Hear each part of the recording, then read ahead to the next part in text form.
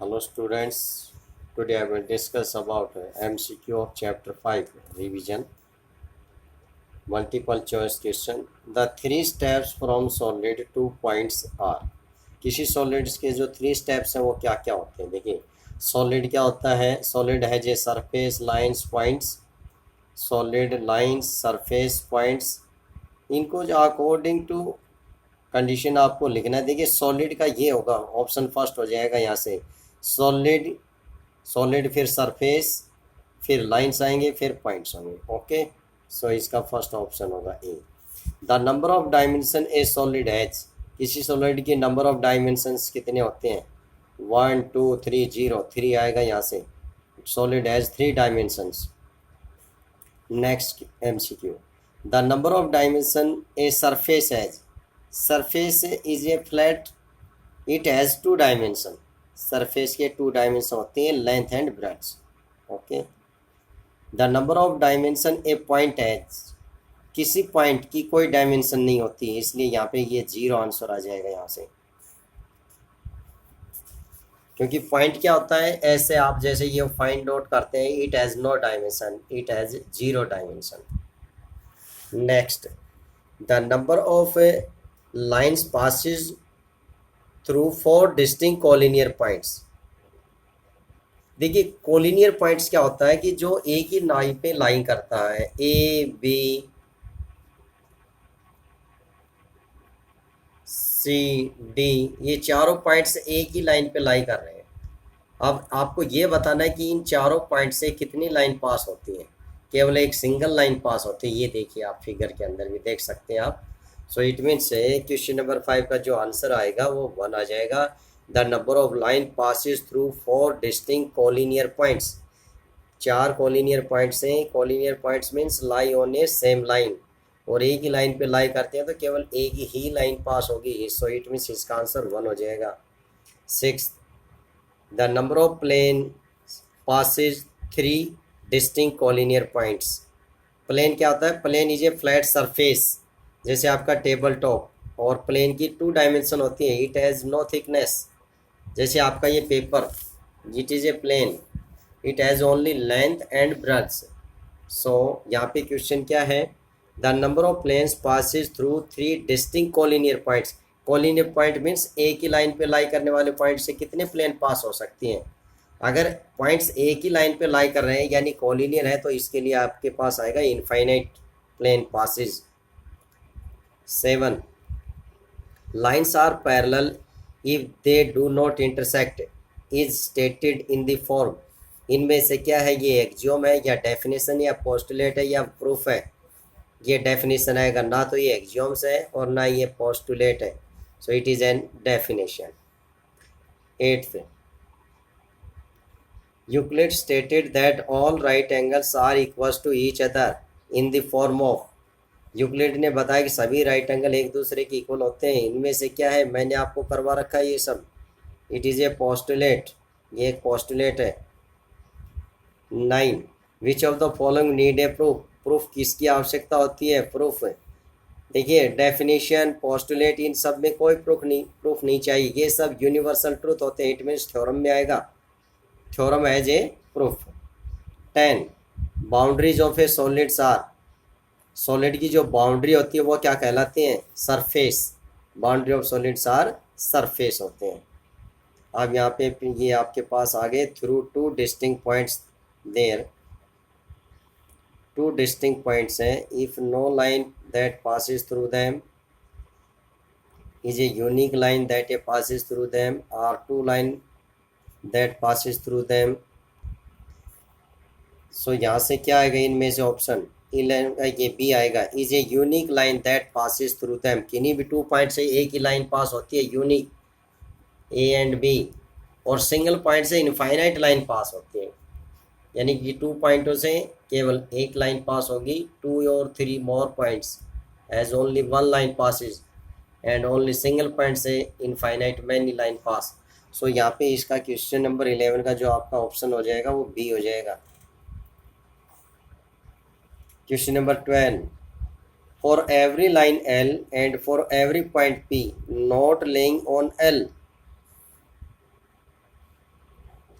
और every point P not lying on L point पे lie नहीं करता है, so there is no line passes through P and parallels to L, is a unique line passes through P and parallels to L, or two line passes through P and parallels to L, or infinitely many line passes through P and parallels to L. So यहाँ से देखिए आप, यहाँ से इसका भी ये B आ जाएगा, is a unique line passes through P and parallels to L. Okay, now filling the blanks.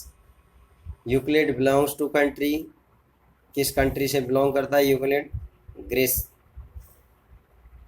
Next 14, the things which are double of the same things are equals to one another.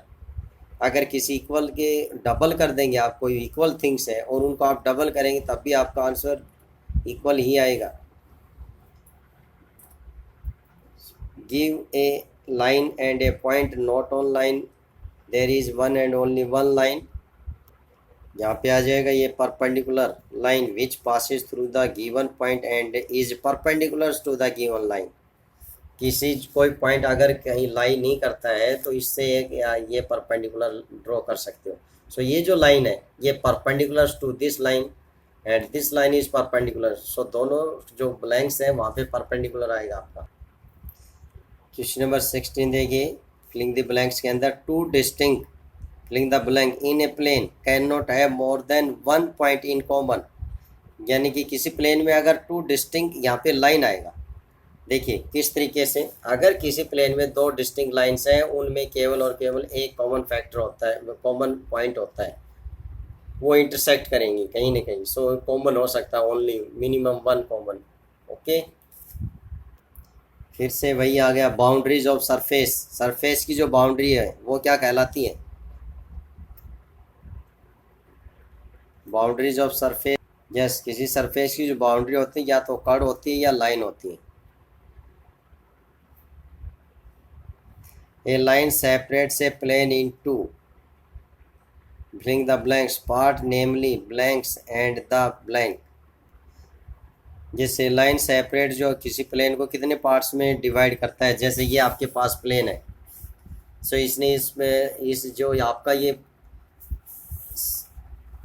कागज है ये जैसे इसको three parts में divide हो जाता है, first second और ये थ्री ऑन द लाइन, खुद लाइन हो जाता है. ठीक है, सो यहाँ पे इसके पास क्या आ जाएगा, three parts namely two half plane, दो हाफ प्लेन हो जाएंगी, और एट द लाइन इटसेल्फ, और यहाँ पे लाइन आ जाएगा लाइन इटसेल्फ. ये यूक्लिड फिफ्थ पोस्टुलेट आपको अच्छे से रीड कर लेंगे और एक्सियोम्स को अच्छे से रीड करेंगे. Now multiple choice of chapter 6. Multiple choice of chapter 6, lines and angles. First is an angle whose measure is 5 times of its complementary angle is given by. Of complementary and supplementary आपको पता होना चाहिए. Sum of two angles is 90. So ऐसे angles को हम क्या कहेंगे? complementary. इसको find out करें. The an angle whose measure is 5 times of its complementary angle. An angle, कोई एंगल पुट कर लेंगे, an angle, angle is x आपने रख लिया, इसका कॉम्प्लीमेंट फाइंड आउट कर लें. कॉम्प्लीमेंट ऑफ एक्स 90 में से माइनस कर दीजिए.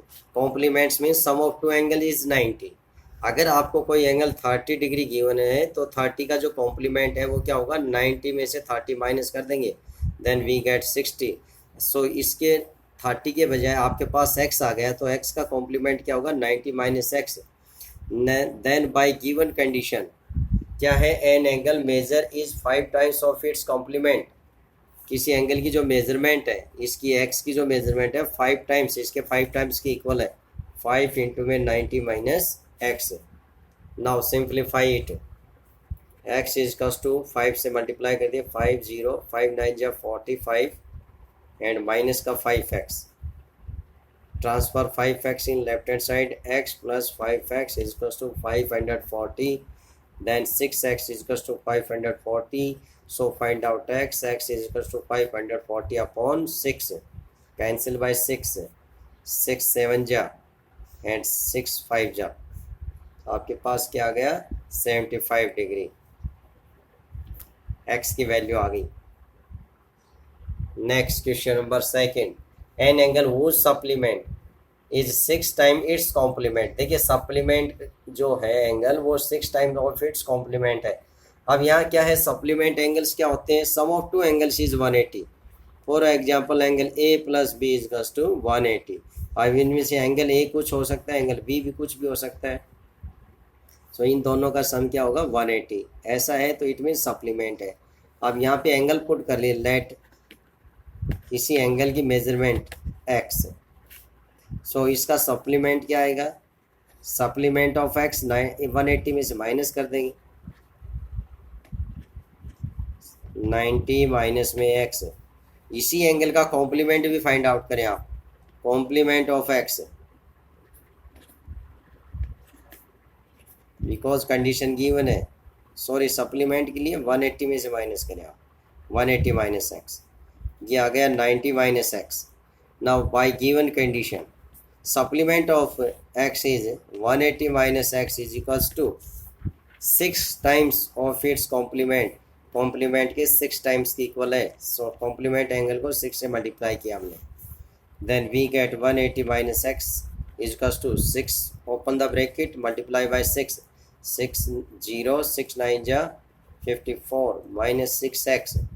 Now transfer 6x plus 6x 540 transfer 118 right side minus 180, then we get year is plus 5x और इसमें से आप माइनस कर देंगे इसको 0, 14 माइनस 8 इज 6, ईयर इज लेफ्ट 4 और ये 3 आ गया।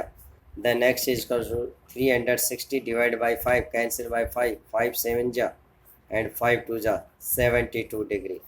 ओके सो इसके लिए ये आ गया आपके पास 72 डिग्री और इसका जो ऑप्शन है वो क्या बन जाएगा, बी ऑप्शन बन जाएगा। ठीक है, next the sum of two adjacent angle is 110 and one of them is 35, then other is.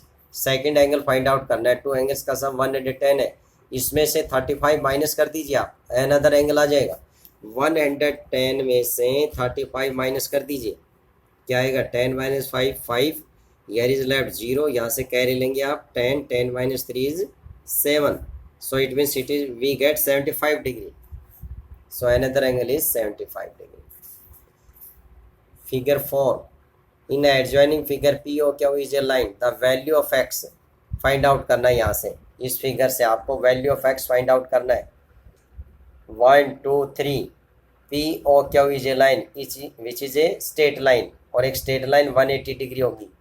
सो इस पे ये जो 3 एंगल्स लाई कर रहे हैं इन तीनों का सम 180 पुट कर देंगे आप और एक्स वैल्यू फाइंड आउट कर लेंगे आप। 40 plus 4x plus 3x is equals to 180। Now 4x and 3x is 7x, transfer 40, 180 minus में 40, so 7x is equals to 140, then we get x is equals to 140 divide by 7, 7 2 जा 14, we get 20. So here is right option is 20. Now similarly इसको भी आप find out कर सकते हैं। XOZ इस angle का सम और YOT इन दोनों का सम क्या है 266 और ये वर्टिकली अपोजिट एंगल्स है, ये दोनों इक्वल होंगे, ये भी x होगा ये भी x होगा। Okay so it means in दोनों का जो सम है वो 266 है। आपके पास 1 एंगल आ जाएगा, बाकी XOT फिर आप फाइंड आउट कर सकते हो इजीली। सो स्टूडेंट्स ये मैं आपके पास पहले भी इनको सेंड कर चुका हूँ, MCQs को आप ज़रूर निकालें। ओके अच्छे से अपनी तैयारी करेंगे आप सब।